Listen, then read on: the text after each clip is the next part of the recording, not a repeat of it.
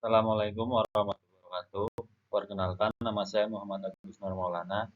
Di sini saya akan mempresentasikan hasil diskusi kami, yaitu tentang kesehatan dan keselamatan kerja. Saya akan memperkenalkan anggota kelompok kami, yaitu yang pertama Eka Triana Putri, yang kedua Muhammad Agus Maulana, saya sendiri, dan yang ketiga Wilis Arya Ayu, yang keempat Muhammad Rido, dan yang terakhir yaitu Mas Aris Setiawan. Ya, di sini saya akan menjelaskan tentang pengertian K3.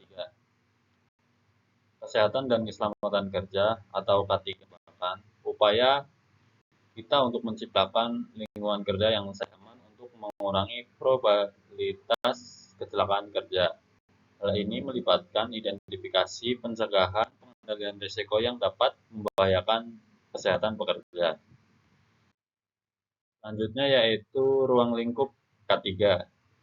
Yang pertama yaitu ada tiga, yaitu pertama yaitu lingkungan kerja. Lingkungan kerja yaitu tempat para pekerja melakukan aktivitas pekerjaan mereka.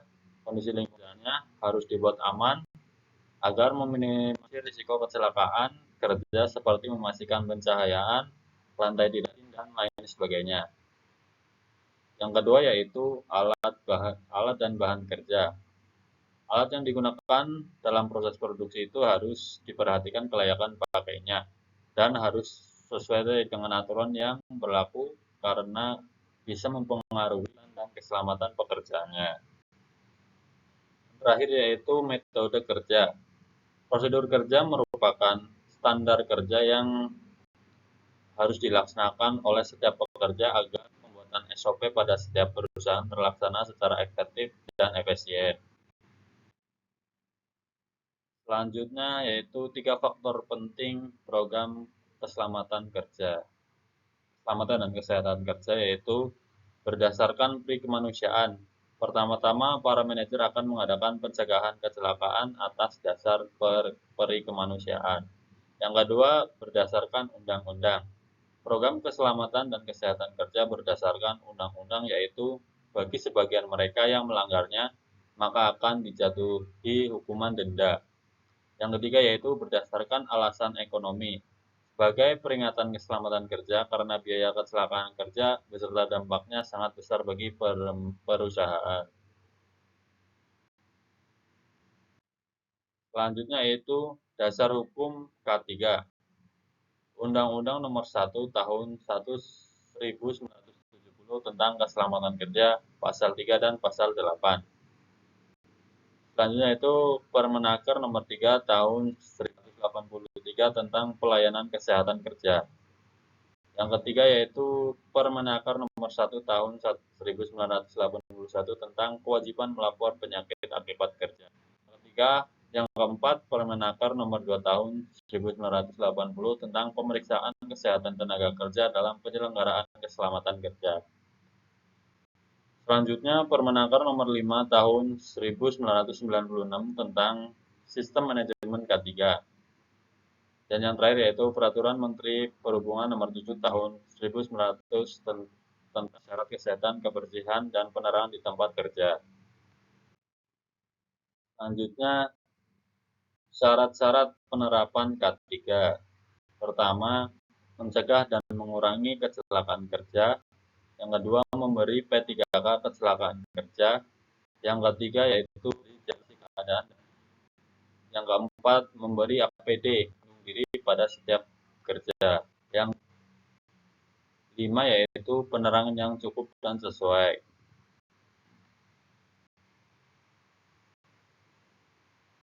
Selanjutnya, fungsi K3.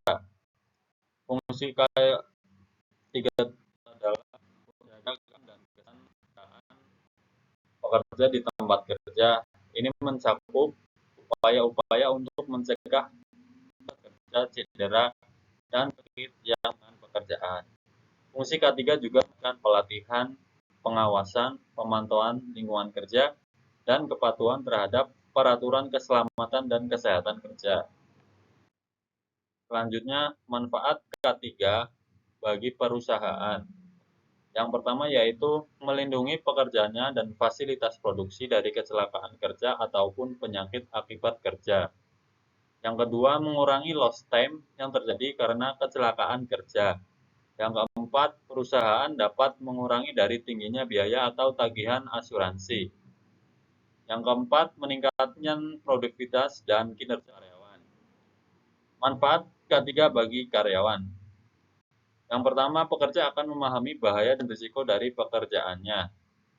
Yang kedua, pekerja mampu berpartisipasi dalam menciptakan tempat kerja lebih nyaman. Yang ketiga, pekerja dapat melindungi diri sendiri dan rekannya dari risiko kecelakaan kerja. Yang keempat, pekerja mampu menghindarkan keluarganya dari penyakit yang mungkin bisa tertular dari tempat kerja. Pekerja tetap sehat dan mampu untuk tetap berkontribusi terhadap perekonomian keluarga. Itu standar keamanan kerja. Yang pertama, proteksi tubuh yang mencakup semua tubuh. Yang kedua, proteksi mesin. Yang ketiga, penjagaan listrik yang wajib melangsungkan kir teratur. Yang keempat, ruangan mencakup sistem sirine, perlengkapan pemadam kebakaran, pencerahan cukup, jendela yang cukup. Selanjutnya yaitu faktor-faktor yang mempengaruhi kecelakaan kerja. Yang pertama, kelalaian. Kelalaian dari pekerja atau pengawas itu sendiri. Yang kedua yaitu kondisi lingkungan berbahaya. Hal tersebut bisa dikarenakan pencahayaan yang buruk, kondisi lantai yang licin, ventilasi udara yang tidak memadai, dan sebagainya. Selanjutnya yaitu kurangnya pelatihan. Pekerja yang memiliki pelatihan yang memadai memiliki risiko lebih mengalami kecelakaan. Yang peralatan yang buruk, penggunaan alat dan peralatan yang tidak terawat dapat menyebabkan kecelakaan kerja. Dan yang terakhir adalah gangguan faktor manusia. Selanjutnya yaitu faktor-faktor yang mempengaruhi kecelakaan kerja. Yang pertama yaitu pelanggaran keselamatan. Ketidakpatuhan terhadap prosedur ketidakpatuhan terhadap prosedur keselamatan dan peraturan.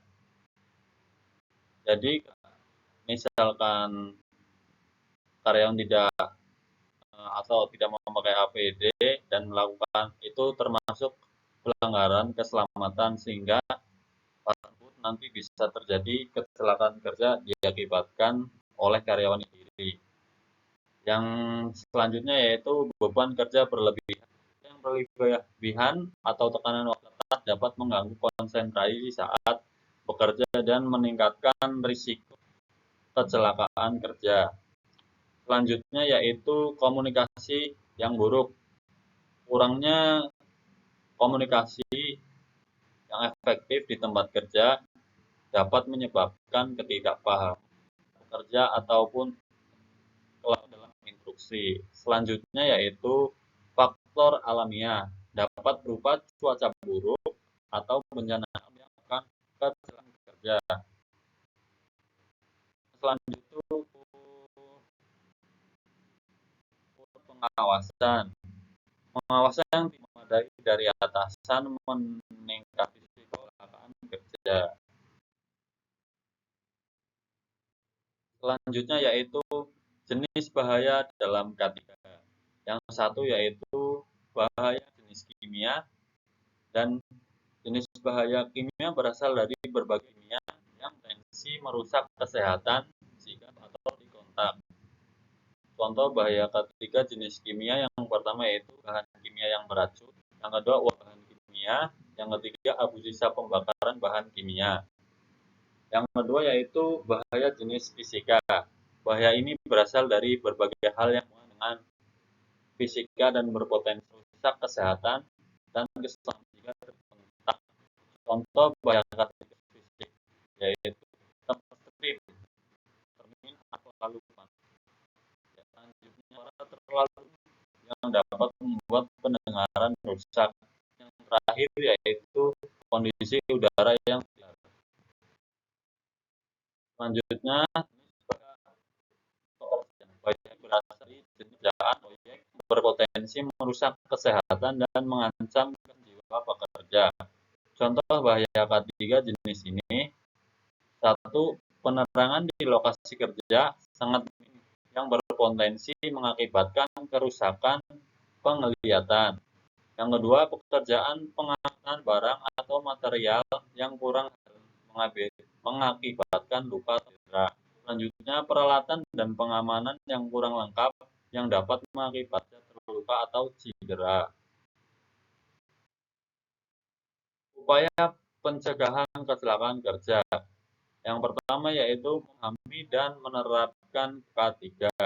Jadi seorang karyawan itu harus mampu memahami atau menerapkan, contoh jika karyawan tersebut tidak memahami dan menerapkan tersebut, nanti kecelakaan kerja itu akan muncul.